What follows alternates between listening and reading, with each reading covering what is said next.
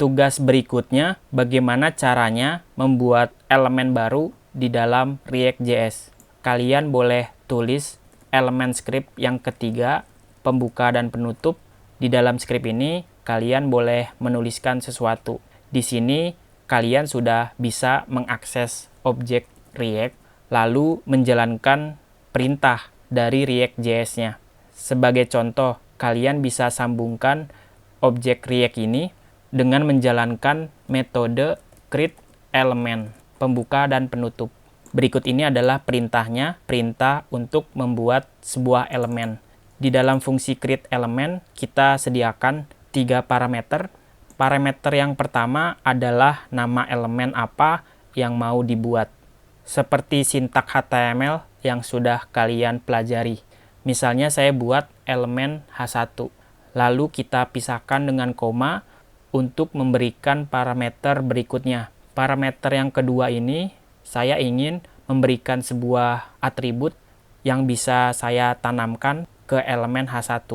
Untuk sekarang, kalian boleh tuliskan objek kosong atau menuliskan keyword null seperti ini juga boleh. Intinya saya belum mau menambahkan atribut. Sampai di sini, kalian sudah berhasil membuat sebuah elemen menggunakan React.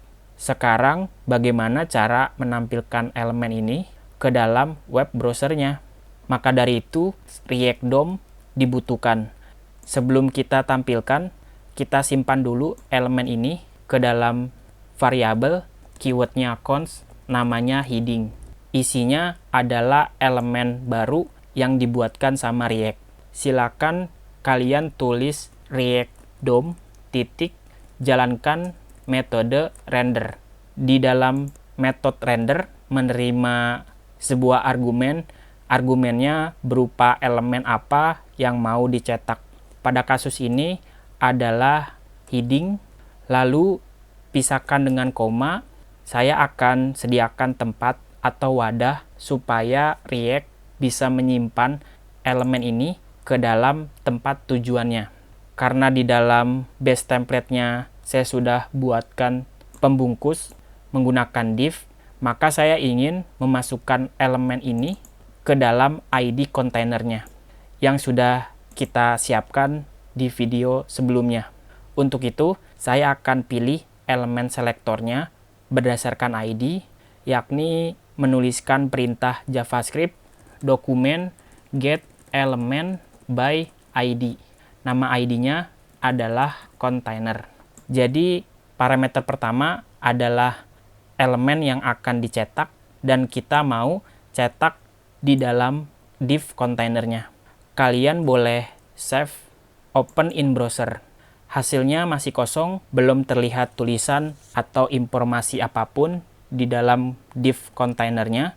Tapi kalau teman-teman klik kanan, inspect elemen, lihat di bagian struktur elemennya.